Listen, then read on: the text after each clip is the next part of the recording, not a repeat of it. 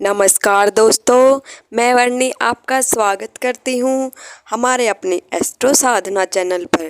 प्यारे दोस्तों, आज की इस वीडियो में हम जानेंगे नवरात्रि के 9 दिनों की 9 माताओं की पूजा कैसे करें। उससे पहले अगर आपने हमारे चैनल को सब्सक्राइब नहीं किया है तो सब्सक्राइब कर लीजिए और बेल आइकन को प्रेस कीजिए ताकि हमारे चैनल पर आने वाली न्यू अपडेट आप तक पहुंचती रहे।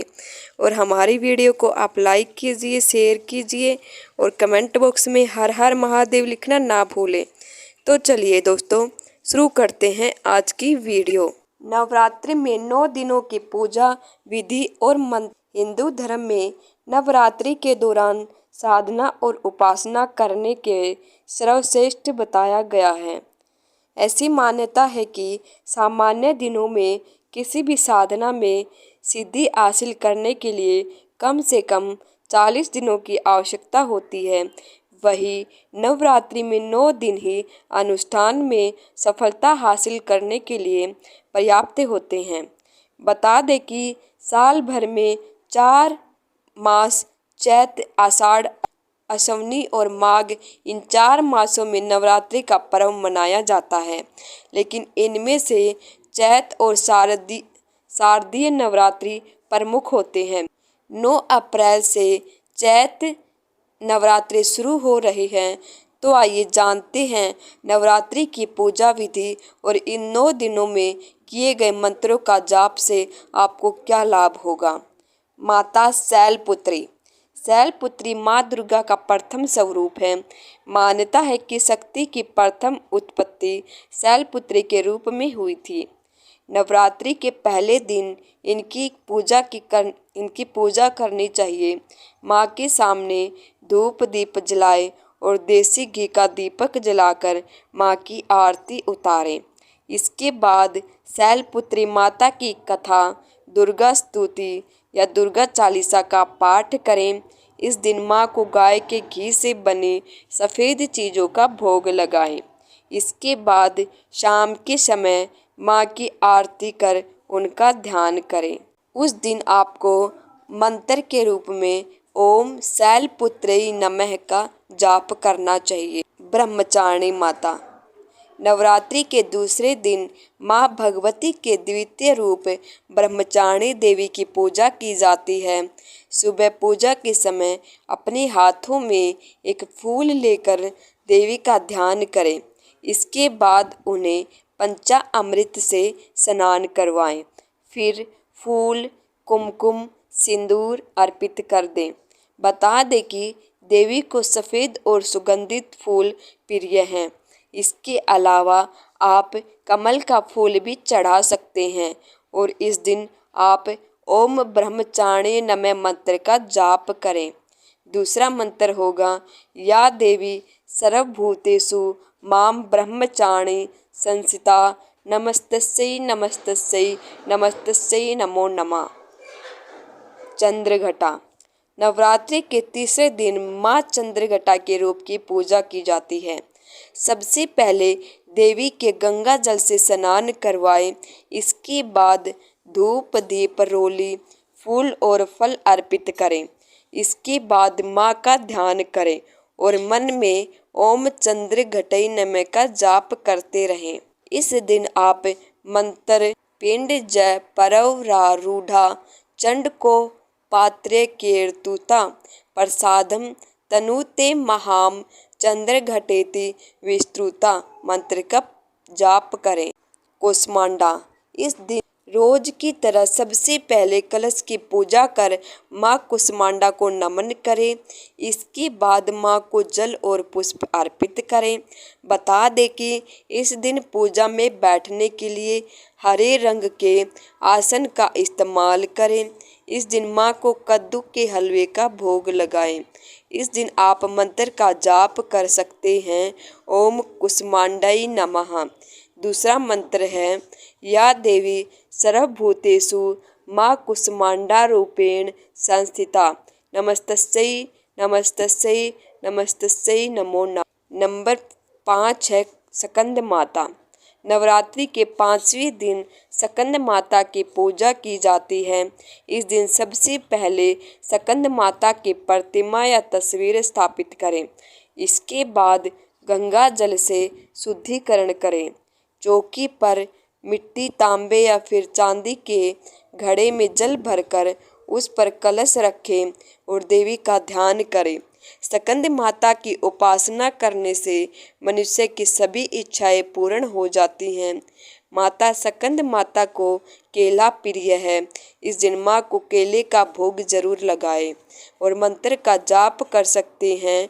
ओम स्कंद मातृ नमः। दूसरा मंत्र है या देवी सर्वभूतेषु माँ स्कंद माता रूपेण संस्थिता नमस्तस्यै नमस्तस्यै नमस्तस्यै नमो नमः। नंबर 6 पे कात्यायनी माता हैं। नवरात्र के छठे दिन देवी कात्यायनी की पूजा अर्चना करनी चाहिए। इस दिन पूजा करते समय लाल या पीले रंग के वस्त्र धारण करें। इसके बाद कात्यायनी देवी की प्रतिमा स्थापित करें और फिर गंगा जल से उसकी शुद्धि करें। इसके बाद माँ के सामने घी का दीपक जलाएं और पुष्प भी चढ़ाएं। इसके अलावा माँ को पीले रंग के फूलों के साथ कच्ची हल्दी की गांठ भी चढ़ाएं। उस दिन आप मंत्र का जाप कर सकते हैं। ओम स्कंद मातृ नमः।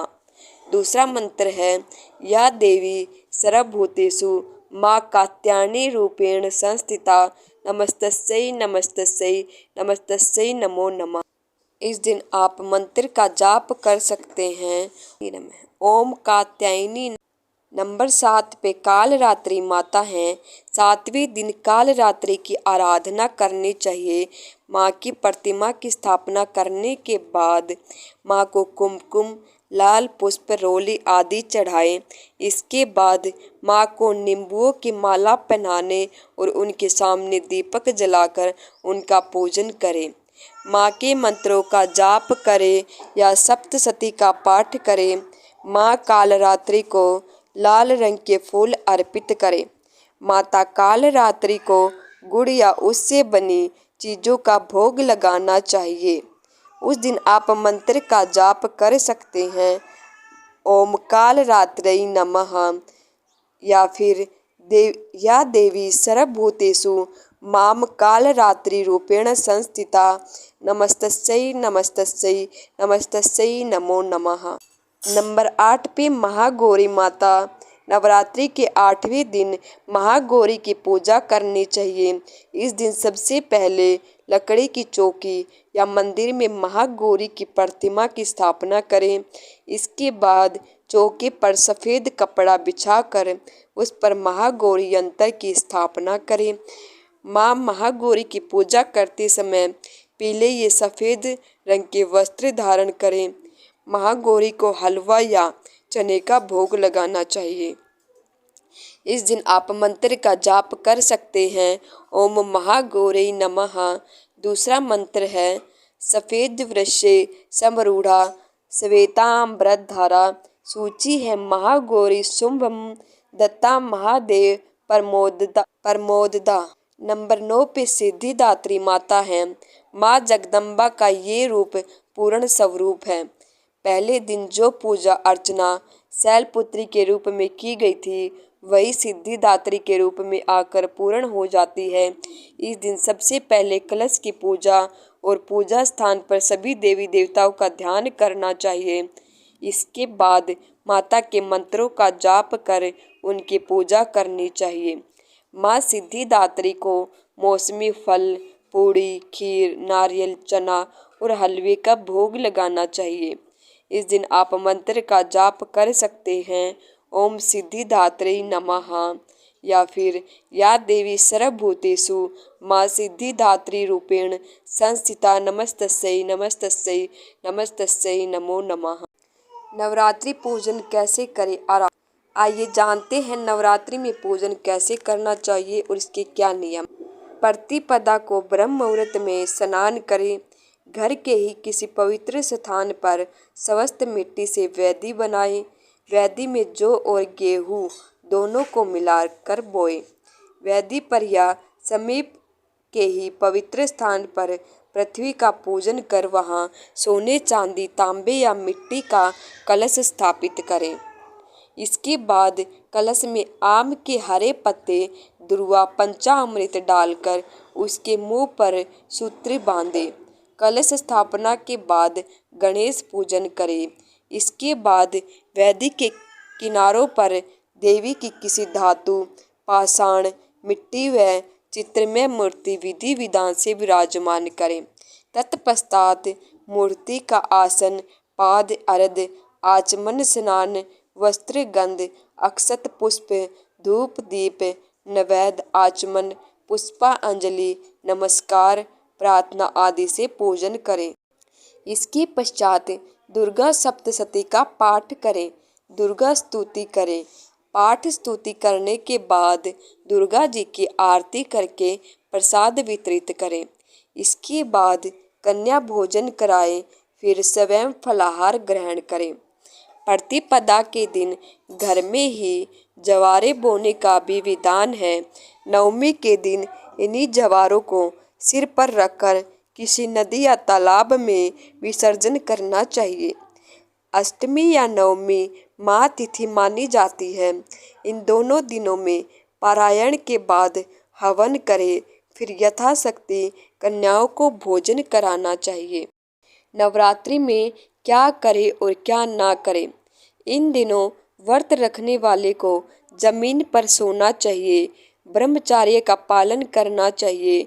व्रत करने वाले को फलाहार ही करना चाहिए। नारियल, नींबू, अनार, केला, मौसमी और कटहल आदि फल तथा अन्न का भोग लगाना चाहिए। व्रती को संकल्प लेना चाहिए कि हमेशा क्षमा, दया, उदारता का भाव रखेगा। इन दिनों व्रती को क्रोध, मोह, लोभ आदि दुष्प्रवृत्तियों का त्याग करना चाहिए। देवी का आह्वान, पूजन, विसर्जन, पाठ आदि सब प्रातः काल में शुभ होते हैं, अतः इन्हें इसी दौरान पूरा करना चाहिए। यदि घट स्थापना करने के बाद सूतक हो जाए तो कोई दोष नहीं होता, लेकिन अगर पहले हो जाए तो पूजा आदि न करें। उम्मीद करती हूँ दोस्तों आपको हमारी आज की वीडियो पसंद आई होगी और ऐसी वीडियो देखने के लिए आप जुड़े रहिए हमारे चैनल एस्ट्रो साधना के साथ। तब तक के लिए ओम नमः शिवाय।